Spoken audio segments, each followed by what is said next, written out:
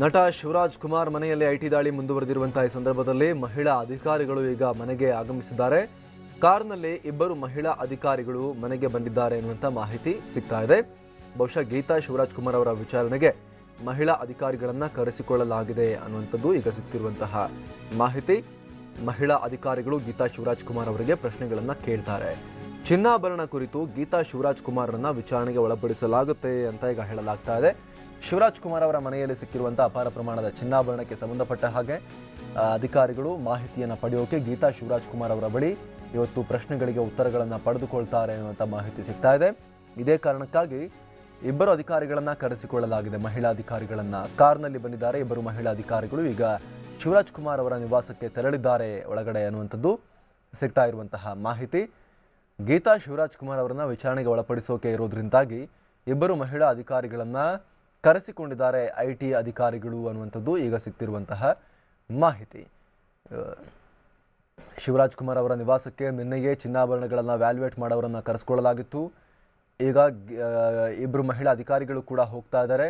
ಬಹುಶಃ ಗೀತಾ ಶಿವರಾಜ್ ಕುಮಾರ್ ಅವರನ್ನ ವಿಚಾರಣೆಗೆ ಒಳಪಡಿಸೋಕೆ ಇಬ್ಬರು ಅಧಿಕಾರಿಗಳು ಅಲ್ಲಿಗೆ ಹೋಗ್ತಾ ಇದ್ದಾರೆ ಅನ್ನುವಂಥದ್ದು ಈಗ ಲಭ್ಯ ಆಗ್ತಿರುವಂತಹ ಮಾಹಿತಿ.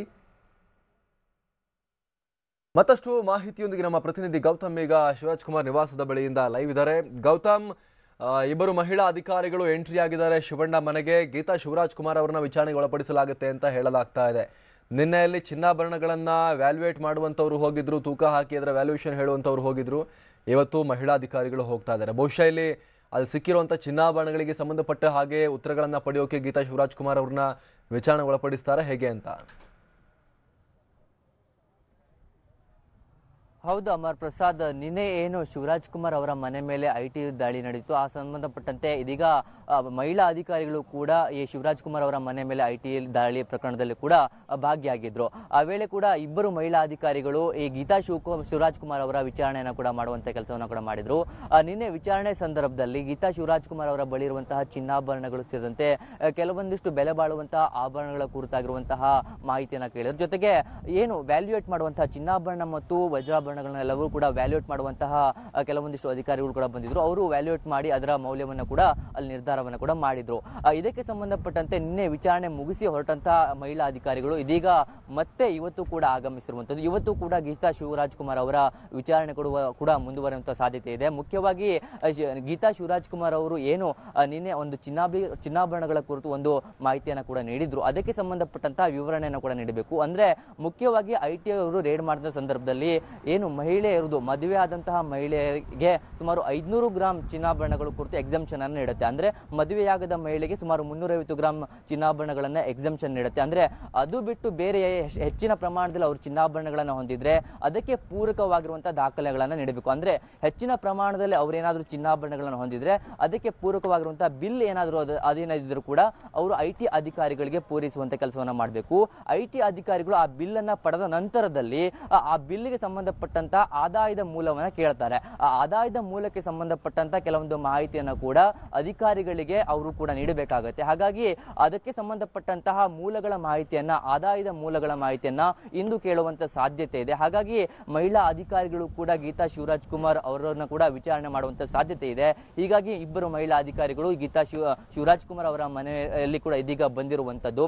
ಇದೀಗ ಸದ್ಯ ಒಟ್ಟು 8 ಜನ ಅಧಿಕಾರಿಗಳು ಇದೀಗ ವಿಚಾರಣೆಯನ್ನು ಕೂಡ ಮಾಡ್ತಾ ಇರುವಂತದ್ದು. ಅದರಲ್ಲಿ ಇದೀಗ ಎರಡಪ್ಪ ಆಗಿರುವಂತಹ ಇಬ್ಬರು ಮಹಿಳಾ ಅಧಿಕಾರಿಗಳು ಸೇರಿ ಒಟ್ಟು 10 ಜನ ಅಧಿಕಾರಿಗಳು ಇದೀಗ ವಿಚಾರಣೆ ಕೂಡ ಮಾಡ್ತಾ ಇದ್ದಾರೆ. 8 ಜನ ಅಧಿಕಾರಿಗಳು ಶಿವರಾಜ್ ಕುಮಾರ್ ಅವರ ವಿಚಾರಣೆಯನ್ನು ಕೂಡ ಮಾಡ್ತಾ ಇದ್ರೆ ಮತ್ತಿಬ್ಬರು ಮಹಿಳಾ ಅಧಿಕಾರಿಗಳು ಗೀತಾ ಶಿವರಾಜ್ ಕುಮಾರ್ ಅವರ ವಿಚಾರಣೆಯನ್ನು ಕೂಡ ಮಾಡ್ತಾ ಇದ್ದಾರೆ. ಅವರಿಗೆ ಕೆಲವೊಂದಿಷ್ಟು ಪ್ರಶ್ನೆಗಳನ್ನ ಕೇಳ್ತಾ ಇದ್ದಾರೆ. ಆದಾಯದ ಮೂಲಗಳಿಗೆ ಸಂಬಂಧಪಟ್ಟದ್ದಿರ್ಬೋದು, ಹಾಗೇನೆ ಕೆಲವೊಂದು ವ್ಯವಹಾರಕ್ಕೆ ಸಂಬಂಧಪಟ್ಟದ್ದಾಗಿರ್ಬೋದು, ಎಲ್ಲಾ ಮಾಹಿತಿಯನ್ನು ಕೂಡ ಕೇಳ್ತಾ ಇದ್ದಾರೆ.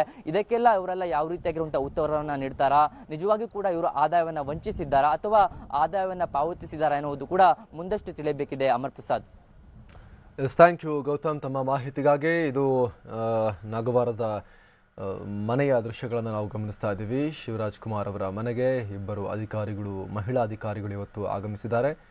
ಅಲ್ಲಿ ಗೀತಾ ಶಿವರಾಜ್ ಕುಮಾರ್ ಅವರನ್ನ ವಿಚಾರಣೆಗೆ ಒಳಪಡಿಸೋಕೆ ಇರೋದ್ರಿಂದಾಗಿ ಇಬ್ಬರು ಮಹಿಳಾ ಅಧಿಕಾರಿಗಳನ್ನೇ ಇವತ್ತು ಕರೆಸಿಕೊಳ್ಳಲಾಗಿದೆ.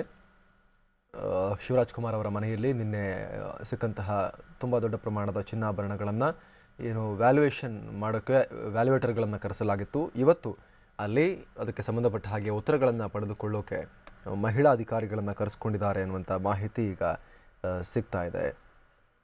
ನಾಗವಾರದ ಮಾನ್ಯತಾ ಟೆಕ್ ಪಾರ್ಕ್ನಲ್ಲಿರುವಂತಹ ಶಿವರಾಜ್ ಕುಮಾರ್ ಅವರ ನಿವಾಸದ ದೃಶ್ಯಗಳನ್ನು ನಾವೀಗ ನೋಡ್ತಾ ಇದ್ದೀವಿ. ಮತ್ತಿಬ್ಬರು ಮಹಿಳಾ ಅಧಿಕಾರಿಗಳು ಅಲ್ಲಿಗೆ ತಲುಪಿದ್ದಾರೆ. ಆಲ್ರೆಡಿ ಅಲ್ಲಿ IT ಅಧಿಕಾರಿಗಳ ಒಂದು ಟೀಮ್ ನಿರಂತರವಾದಂತಹ ಪರಿಶೀಲನೆ ಶೋಧವನ್ನು ನಡೆಸ್ತಾ ಇದೆ. ಈಗ ಮತ್ತಿಬ್ಬರು ಮಹಿಳಾ ಅಧಿಕಾರಿಗಳನ್ನು ಕೂಡ ಕರೆಸಿಕೊಳ್ಳಲಾಗಿದೆ.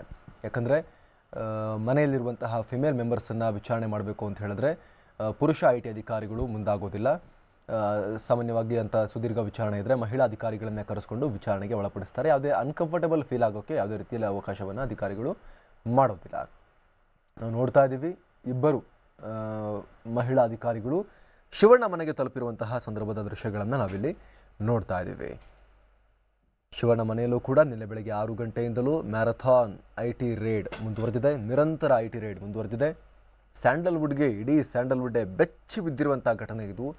ಇಡೀ ಸ್ಯಾಂಡಲ್ವುಡ್ ಒಂದ್ಸಲ ಶೇಕ್ ಆಗಿ ಹೋಗಿದೆ ಈ ಘಟನೆಯಿಂದಾಗಿ. ಎಲ್ಲರೂ ಕೂಡ ಒಂದ್ಸಲಿ ಬೆಚ್ಚಿ ಬಿದ್ದಿದ್ದಾರೆ.